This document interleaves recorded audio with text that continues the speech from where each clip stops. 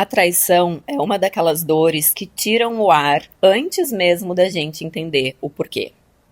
É o tipo de dor que chega primeiro no corpo, como um soco no estômago. Aquele segundo em que tudo paralisa e a mente ainda não conseguiu processar o que acabou de acontecer. Olá, sejam todos muito bem-vindos. Está começando agora mais um episódio do podcast O Assunto é Nós Dois.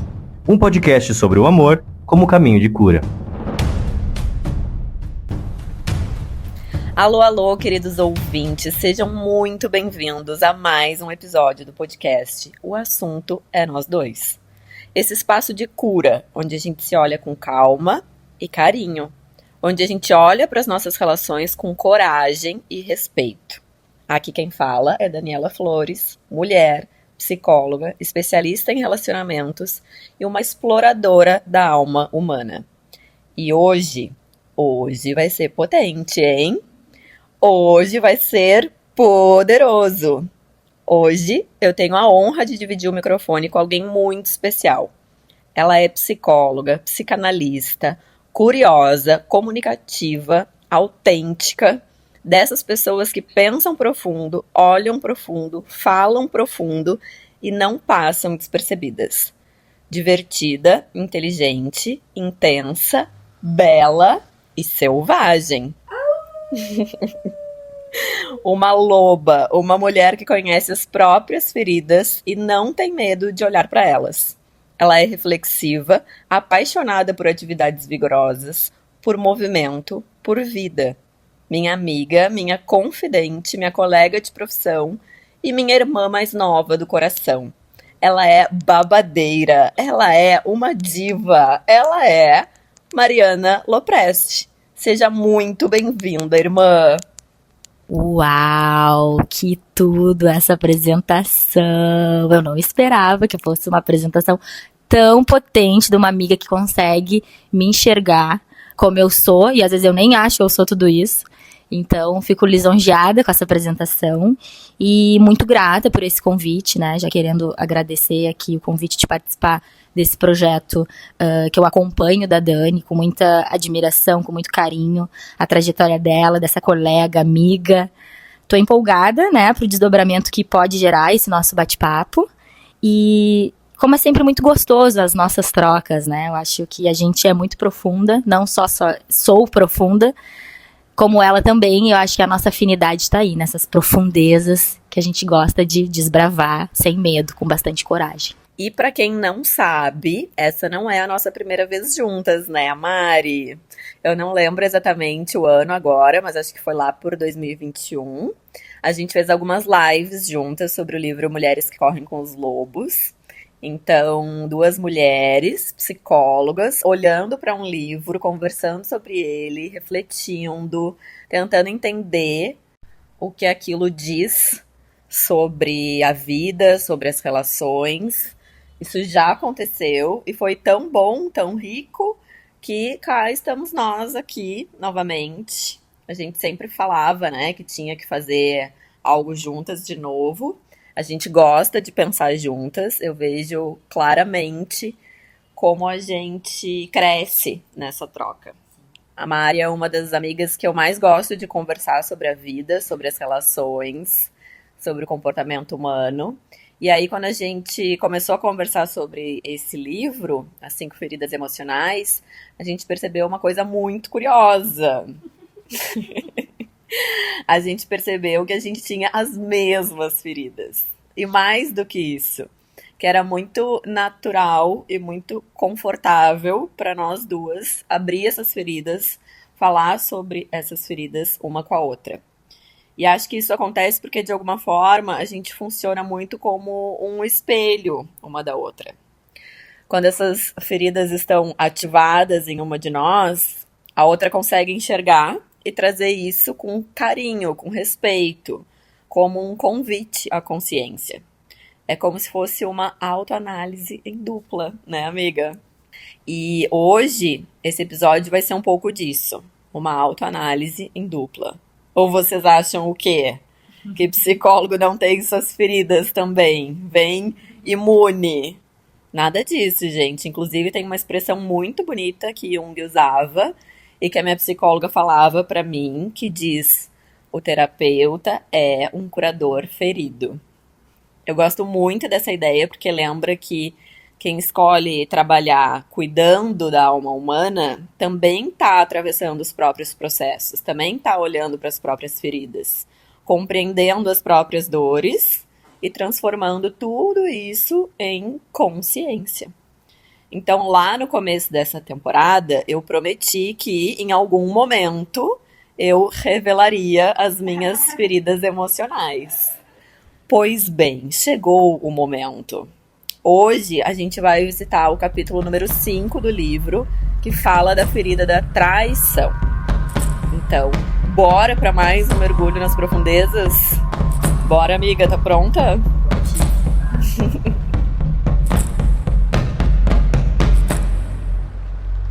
A traição é uma daquelas dores que tiram o ar antes mesmo da gente entender o porquê. É o tipo de dor que chega primeiro no corpo, como um soco no estômago. Aquele segundo em que tudo paralisa e a mente ainda não conseguiu processar o que acabou de acontecer. Porque essa ferida tem uma característica muito particular. Ela vem de quem estava dentro, de quem tinha acesso, de quem conhecia a porta da confiança. Não é sobre mentira, é sobre quebrar o lugar onde a gente descansava. E quando isso acontece cedo demais na vida, a gente aprende que confiar pode custar caro, que promessas podem ser quebradas, que palavras podem não significar nada. Então, passa a observar tudo, perceber tudo, antecipar tudo. Aprende a não depender, a estar sempre um passo à frente e a carregar a mesma pergunta em todas as relações. E se eu baixar a guarda, será que alguém vai me ferir de novo?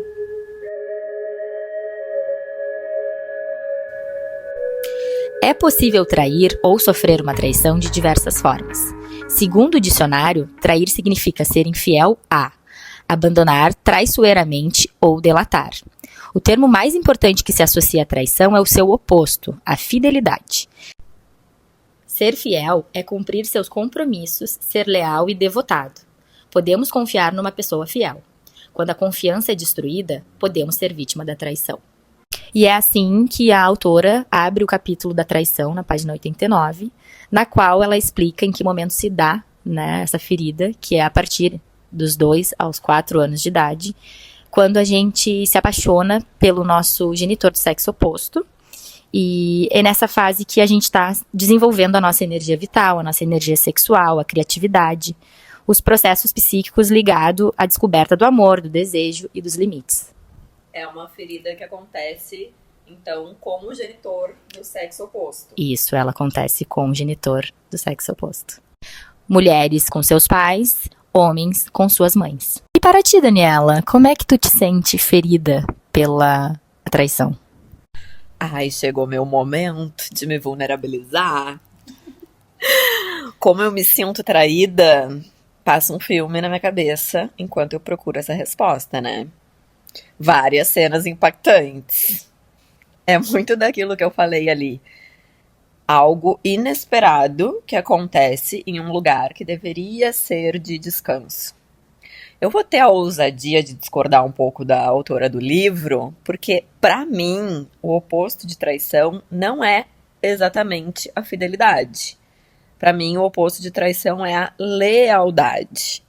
Quando eu penso em traição, eu não penso necessariamente em infidelidade, eu penso mais em deslealdade. Acho que vale um parênteses aqui, porque eu vejo a lealdade como um conceito mais amplo do que a fidelidade.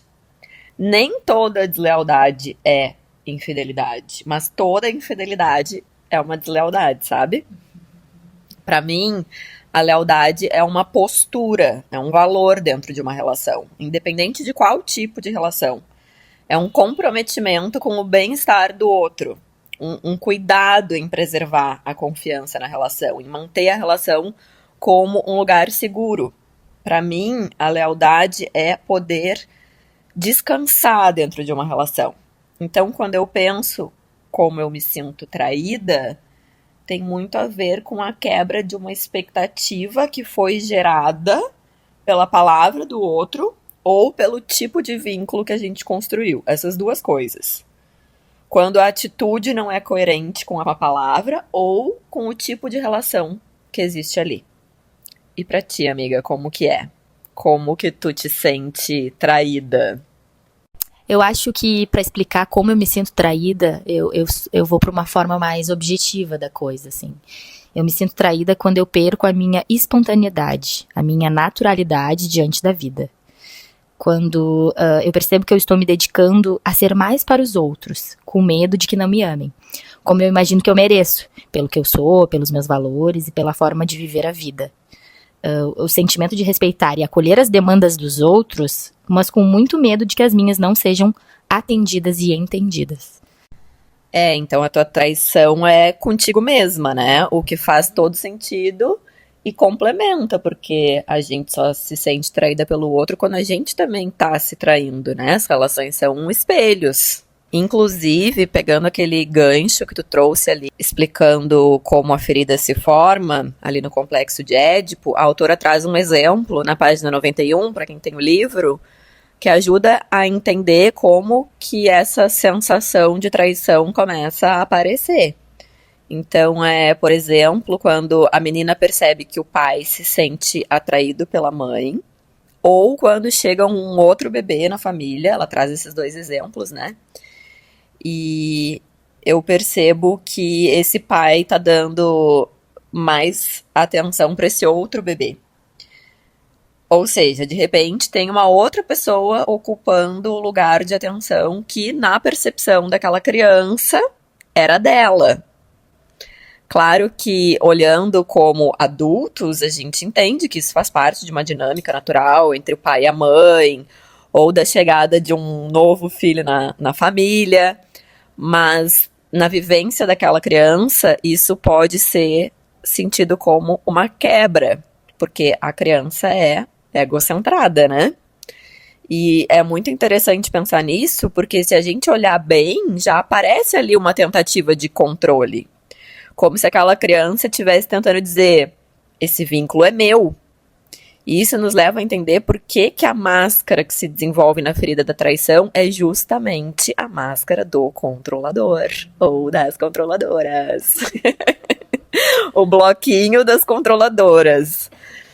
A pessoa que desenvolve essa máscara do controlador costuma ter uma característica muito marcante que ela é extremamente atraente e sedutora. E a gente né, irmã? O que tá dizendo? A gente é. A gente é. Existe uma força, um magnetismo, uma capacidade de roubar a cena. Sabe que eu até tava lembrando de uma coisa que era bem comum na minha infância? Toda vez que eu ganhava roupa de presente, né, que meus pais me davam roupa, o meu pai sentava na sala e eu fazia desfile pra ele ver. Toda performática, né? Uma artista. E aí ele dava risada, ele batia palma e eu amava. Pense, né? Ser o centro das atenções. Me olhe, me dê atenção. E a gente já falou nos capítulos anteriores que o corpo também comunica essas feridas e essas máscaras. Então, uma característica física, né? Os homens com a máscara do controlador têm os ombros largos e as mulheres que têm a máscara de controladoras têm os quadris largos. Não dá nem pra eu tentar negar, né? Está carimbado nos meus quadris. Essa máscara de controladora. É uma presença, né, corporal também que chama atenção, que domina. Aproveitando que tu fez essa exposição, assim, da tua infância, né, de um momento da tua infância marcante, o meu pai também sempre foi artista, músico, né, já teve bar, já teve essas interferências, assim, da arte. E ele chegava, às vezes, no sofá do trabalho, pegava o violão dele, começava a tocar, e eu do lado ali cantando também, super, num dueto, envolvida e cantando e seduzindo e estando ali presente com esse momento que era nosso, assim. Então, é engraçado ver que a gente tinha esses momentos de ser vista, de ser olhada, de ser admirada, e isso era importante, ainda é importante para nós, né? Complexo de Édipo na prática. E isso também faz lembrar muito do meu processo de análise, né? Por muito tempo na análise eu era vista, eu era colocada frente a frente à minha psicóloga. E no momento que eu fui pro divã, que eu não era mais vista, foi um momento difícil, assim, pra mim me sentir. Explicam pras pessoas como é que é a diferença, assim, de estar frente a frente e estar no divã, porque tem gente que não sabe o que significa ir pro divã. Essa experiência é um processo da análise na qual, depois de um certo percurso, de se olhar, de se conhecer, de consciência, a psicóloga te autoriza a ir para esse momento de não falar sozinha, estar sozinha, escutando a sua voz sem o olhar do outro. E é um momento de conflito, pelo menos para mim foi bem difícil. E geralmente isso acontece na prática, assim, dentro do espaço consultório, como? A gente sai das poltronas, né, tradicionais, uma olhando frente a frente, e vai para um divã que tu te deita, que tu relaxa e a psicóloga fica atrás de ti. Ela não é mais vista, ela só está sendo ali como um objeto internalizado, talvez, né, mas que dá muita angústia a gente só falar e se escutar e não ter mais a presença de ninguém. Eu acho babado entender o complexo de Édipo, assim, porque a gente consegue ter um norte para saber aonde essa pessoa se encaixa, se ela já rompeu com esses pais e entendeu que existe um outro além dela, ou se ela ainda tá nessa fase que precisa desse cuidado, desse olhar muito individualizado. Eu acho que o complexo de Édipo, uma boa resolução, né, do complexo de Édipo, é importante pra gente entender os nossos limites morais, né? Pra gente construir a nossa moralidade. O que pode, o que não pode, o que é certo, o que é errado. Isso dentro de uma sociedade, né? Isso é importante. Sim, eu até fiz umas anotações aqui, que é esse período em que a criança percebe as diferenças entre os sexos, começa a compreender os lugares familiares e percebe que não pode ser tudo para a mãe ou para o pai. Uma boa resolução do complexo seria renunciar o desejo exclusivo pelo genitor amado, aceitar a existência do terceiro, identificar-se com o genitor do mesmo sexo e internalizar limites e regras. Perfeito. A gente fez aqui uma listinha dos principais comportamentos que a autora traz no livro, como características de pessoas que têm a máscara do controlador, pessoal do nosso bloquinho, né? Para dar uma resumida, né? Claro que para quem se identifica com essa ferida e quer se aprofundar, vale a pena ler o livro, tá? Lá tem muito mais informações, que se a gente fosse pontuar tudo, esse episódio ia durar umas 5 horas, porque assunto não falta, como vocês podem perceber. Nos bastidores é assim pra tudo, né, amiga? Todos os assuntos rendem muita coisa. Muitas camadas, muitas nuances.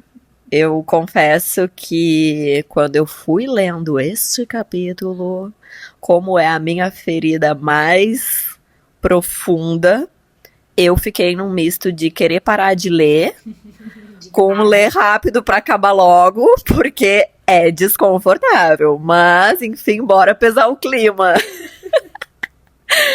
Segundo a autora Liz Barbeau, pessoas com a máscara do controlador, 2 pontos. Acham importante mostrar coragem e força. Se recriminam quando desistem. Isso não é uma questão pra mim.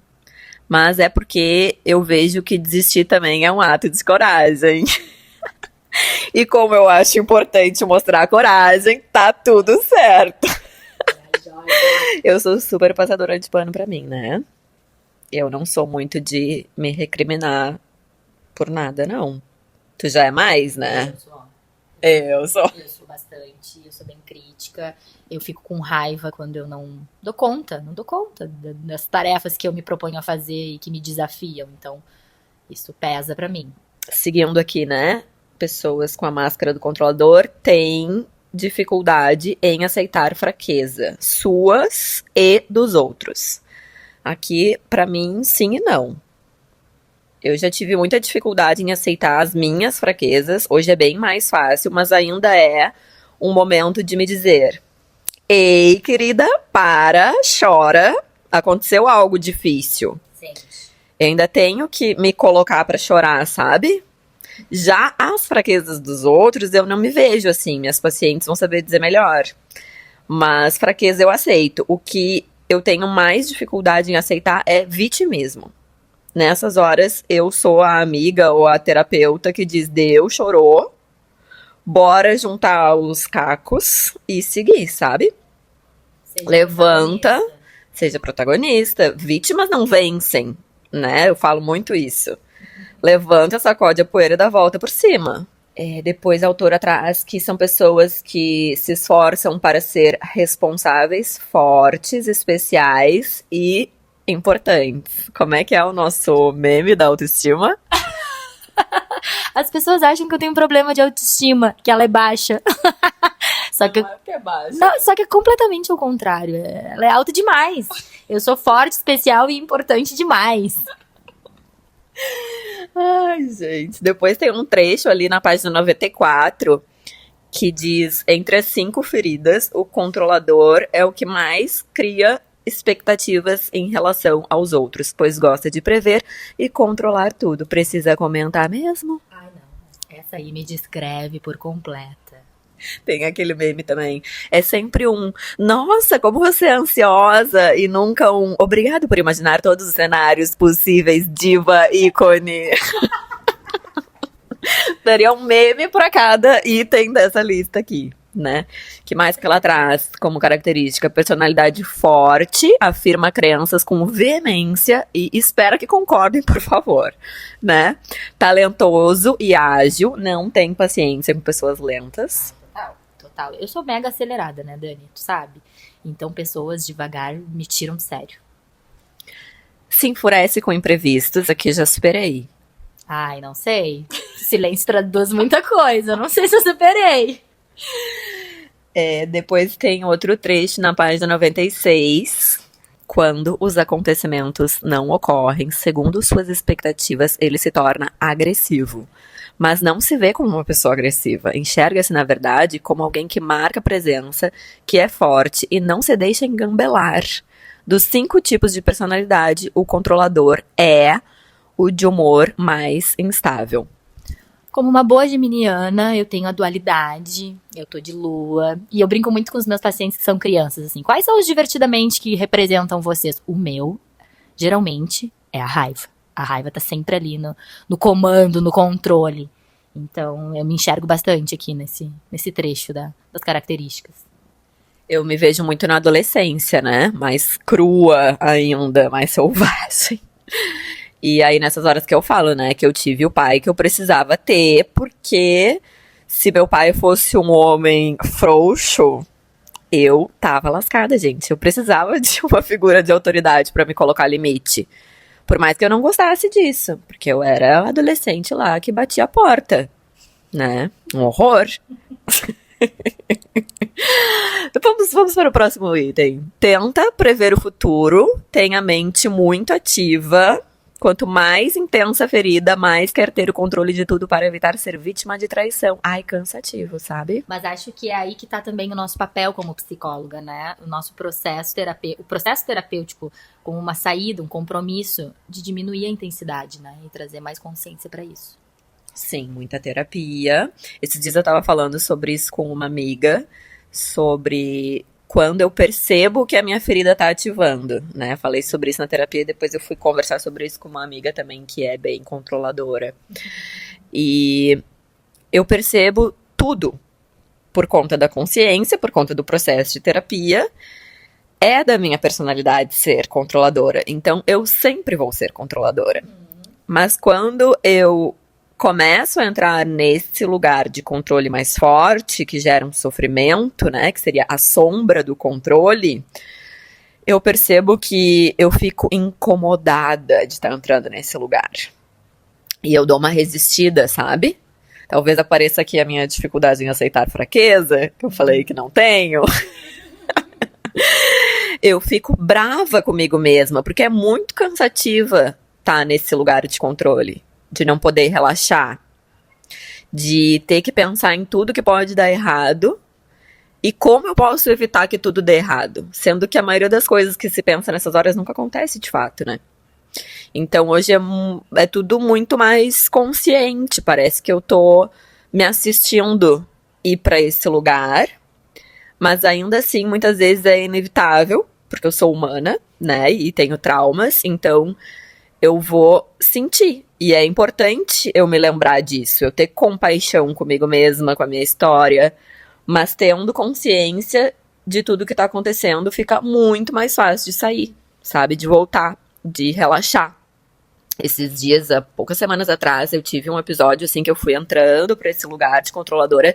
Eu dei até um nome pra minha versão controladora. Uau. Verônica. A V. A A Verônica vem, a Verônica tem características assim, bem específicas, até no jeito de levar a sua vida, a sua rotina, de se vestir, de arrumar o cabelo. Eu tô. E aí eu vou entrando nesse lugar da Verônica. A Verônica também é divertida em alguns momentos, né? Então foi uma forma que eu encontrei de olhar pra essa minha versão controladora com mais afeto, sabe? E poder dizer, ó, ela tá vindo, né? Foi uma estratégia que eu criei, assim. E hoje em dia a Verônica vem me visitar, assim, fica 2 dias. Eu digo, querida, vamos tomar um café, vamos tomar um Negroni. A Verônica gosta de Negroni, né? Então ela tem esse lado mais raivoso também, mais ativamente mais ativa. Ela não é tão good vibes assim. Aí ela vem, passa uns 2 dias aqui comigo, e aí depois eu vejo ela se despedindo, sabe? Verônica.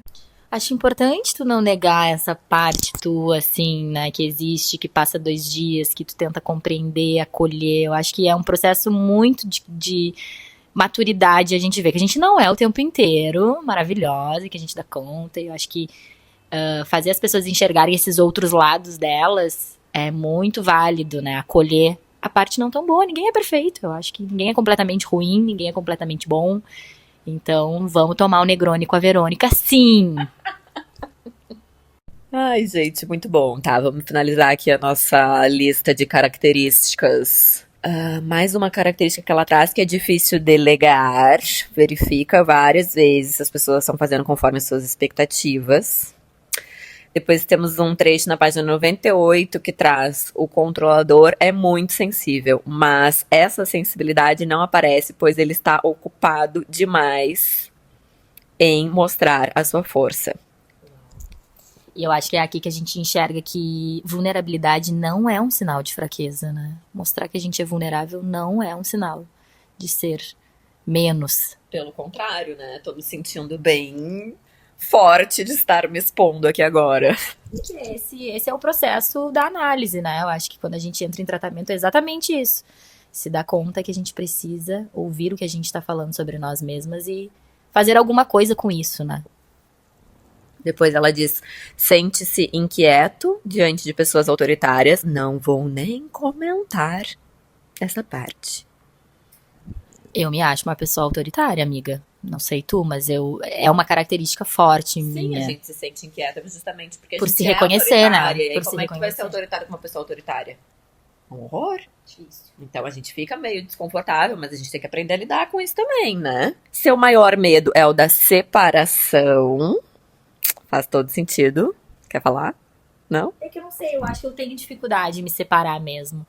Mas acho que eu tenho maturidade suficiente pra entender que separação é importante, é limitador, é um novo começo, né? Que foi o que aconteceu ali também no teu processo de análise, né? Quando tu teve que ir pro divã, tu se sentiu... Ai, ui, doeu!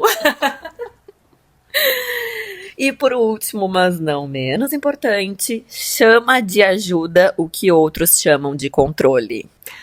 O lado sombra do cuidado, né? É o controle. Ah, me avisa quando chegar em casa. É cuidado ou é controle? Ai, eu faço isso aqui pra ti. É cuidado ou é controle? Fica aí o questionamento. Reflita nas suas atitudes cuidadosas, nas suas relações. Questione-se.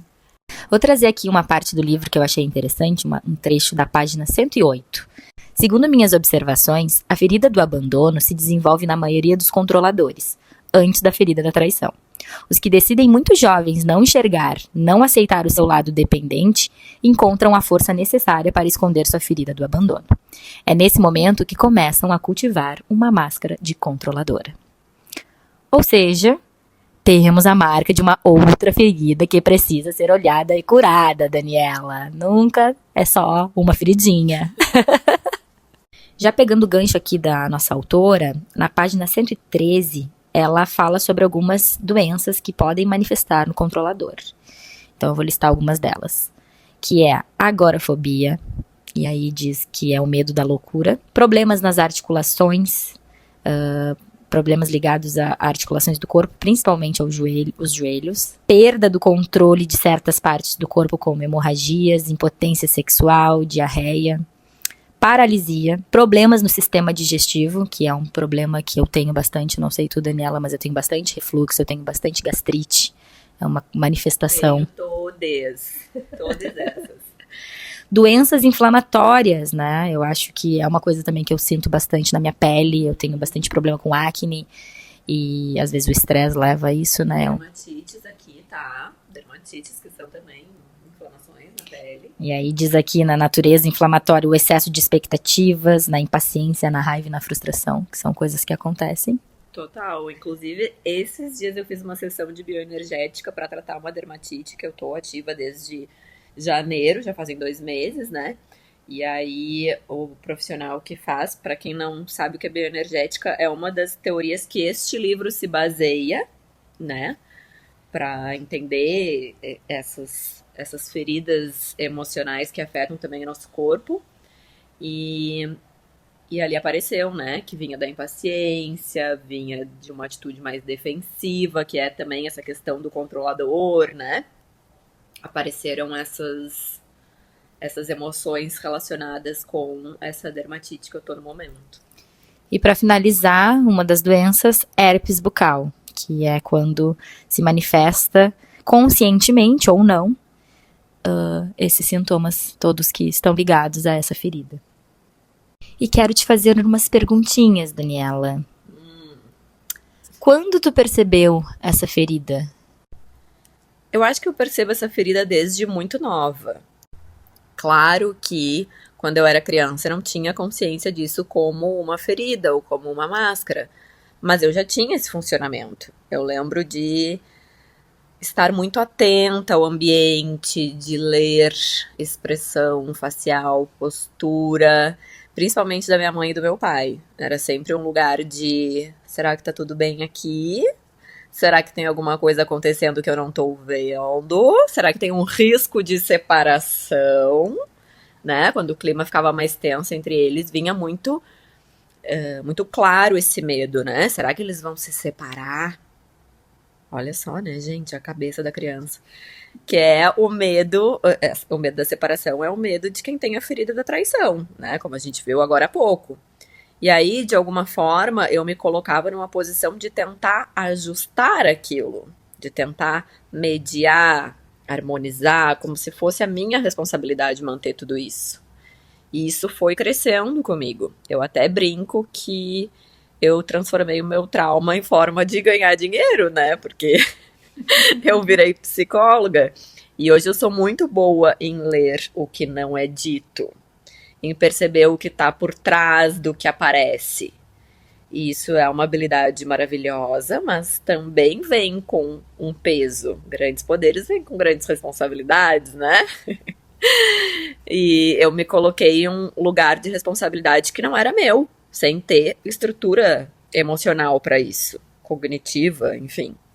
Então eu não sei dizer exatamente quando eu percebi eu sou controladora. Isso veio mais recentemente no processo de terapia, claro.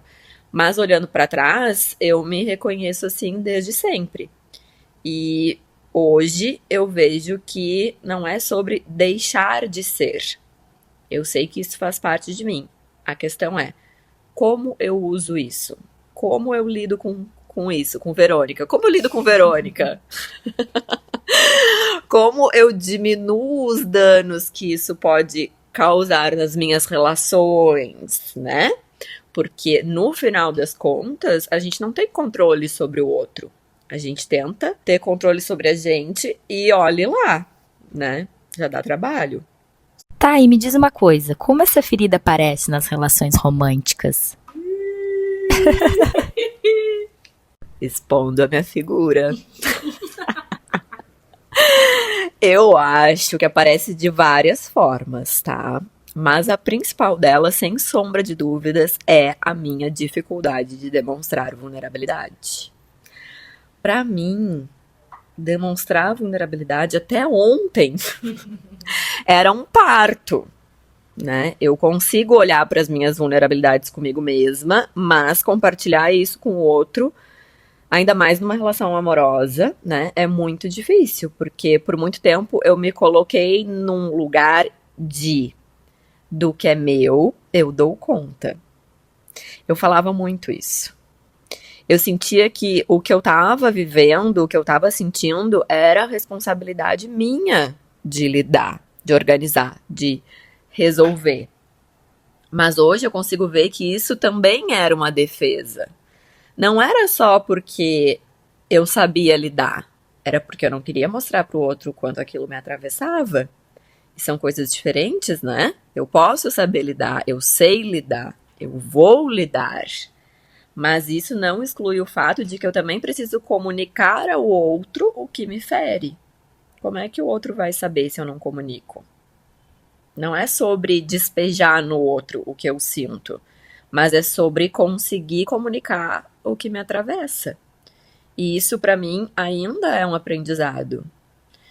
Porque ter relações profundas envolve risco. Então, para mim, o maior desafio é esse, me permitir ser vulnerável. Mas estamos aí, né, irmã, vivendo e aprendendo. E esse episódio aqui também é um exercício de vulnerabilidade pra mim. Arrasei? Arrasou. Arrasamos. Agora eu quero te perguntar. O que você, irmã, enxerga em mim que revela essa ferida? Eu acho que tu é uma pessoa super detalhista, perfeccionista. Eu acho que quando tu te propõe a realizar alguma coisa, alguma atividade, um compromisso, uma responsabilidade, nosso podcast, por exemplo, né? Um evento, tu é muito fiel ao que tu propõe a fazer e aos teus sentimentos e ao que tu acredita. Então, eu te acho que aparece nesses detalhes, assim, que tem um dedo de Daniela. Confiar é entregar uma faca na mão de alguém. Eu entreguei uma faca pra ti agora. Fortíssima. O que uma faca faz? E tu cortou os legumes. Com confiança. Dito tudo isso, feita toda essa exposição aqui, né? Estamos nuas de corpo e alma. Não, de corpo não, só de alma. Despidas. Tu achas que nós somos mais feridas ou mais curadas, Mariana? Olha, Daniela, eu acho que pelo longo do caminho que a gente percorreu, né, os nossos relacionamentos amorosos, a família, a escolha da profissão, as experiências profissionais, os vínculos que estabelecemos com os nossos pacientes, nos descobrimentos de saídas possíveis para os nossos conflitos, né, sejam elas saudáveis ou adoecidas, eu vejo que essas bagagens nos curaram mais, além do nosso comprometimento em se responsabilizar para encarar as nossas feridas, nossas perebinhas, nossas partes não tão lindas ou agradáveis, estamos no caminho contínuo da cura ou da melhora, né? Então, sinto sim que a gente é mais curada, mais saudável, né? Eu acho que pela bagagem que a gente traz, assim, da nossa terapia individual, o tratamento longo que a gente teve até aqui, né? Eu comecei minha terapia com 19 anos, vou fazer 31, então são 13 anos, né, de olhar profundo para dentro. E também já fica aqui uma reflexão para as pessoas que estão nos seus processos de terapia, né? Entender que não é em um ano, não é em 6 meses, não é. Vai fazendo, gata, vai fazendo. Não fica achando que vai ser rapidinho. Não é um Reels, né, o tratamento. A gente não dá conta de uma vida de 31 anos em 6 meses de tratamento. Então, persista no processo, acredite, se entregue, seja vulnerável. Aproveite, é um investimento em você, único, exclusivamente. Muitas pessoas vão achar que não tá fazendo efeito, que essa terapia tá te mudando e, meu Deus, o que tá acontecendo? Mas essa melhora é muito para você, não para os outros. Às vezes o outro vai achar ruim até, né? Muitas vezes. Mas é isso, né? Às vezes a gente vai ter que escolher se a gente quer que facilitar a vida dos outros ou a nossa, né? E eu acho muito interessante que a gente escolha facilitar a nossa. Amiga, que lindo dividir o microfone contigo. Mais uma vez quero dizer que eu sou muito grata por essa troca que a gente tem, pela forma como a gente consegue se olhar, se falar, se atravessar com respeito, com carinho. E tem uma coisa importante de deixar claro para quem tá nos ouvindo. Tinha uma paciente minha que brincava que meu psicólogo devia ser Jesus Cristo, né? Porque pra quem não sabe, o primeiro esquema de pirâmide da história é a terapia, entendeu? Todo psicólogo tem um psicólogo, que tem um psicólogo, que tem um psicólogo. A melhor pirâmide de todas, né? A que funciona de verdade. E aí tinha essa paciente que brincava, né, que o meu psicólogo deve ser Jesus Cristo. Então, tem esse lugar de me verem como alguém muito evoluída, muito resolvida, como se eu já tivesse tudo integrado, como se eu tivesse zerado o jogo. Eu entendo isso, eu me sinto honrada pela admiração, mas isso também me preocupa, porque tem uma idealização, sabe? Não existe zerar o game, eu sou um ser humano. E eu também tenho as minhas feridas, minhas inseguranças, minhas contradições, também erro, também magoo as pessoas que eu amo, também sinto raiva, também sinto medo. E acho que esse episódio mostra justamente isso. O que a gente fez aqui hoje é muito precioso, sabe? Porque não é sobre ser totalmente curada, é sobre ter consciência, sobre ter responsabilidade e coragem de olhar para a nossa própria história. Eu concordo também que a gente é mais curada do que ferida, mas não existe ser totalmente curada. E eu amei fazer isso contigo. Obrigada por estar aqui comigo hoje, Mariana Lopresti. Ai, amiga, sempre bom te ouvir, sempre bom trocar contigo. Queria muito te agradecer mais uma vez por esse convite, né, e reforçar o quanto existe força quando a gente se propõe a contribuir no esclarecimento de comportamentos humanos, que é isso, somos humanas, erramos, acertamos, não somos divindades. Vai. Sou errante, sempre na estrada, sempre distante. Vou errando enquanto o tempo me deixa. Errando enquanto o tempo... Ai, amor, eu sou do karaokê, tu me respeita. Mas enfim, acho que é isso, assim, comportamentos humanos que nos fazem ser quem somos e poder ajudar outras pessoas a entenderem melhor seus dilemas existenciais. E se essa conversa tocou aí dentro, se em algum momento você se reconheceu, se sentiu atravessada, se percebeu em alguma dessas falas, deixa teu comentário aqui pra gente. Eu amo saber o que ficou ecoando aí dentro, quais foram os insights.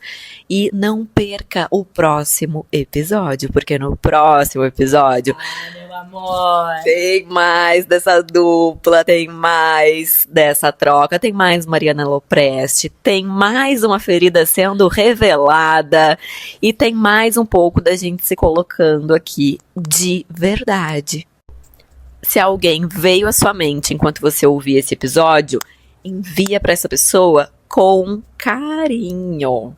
Às vezes, uma simples partilha pode abrir um caminho inteiro de cura. Nós ficamos por aqui. Um beijo, um abraço apertado e até o próximo episódio.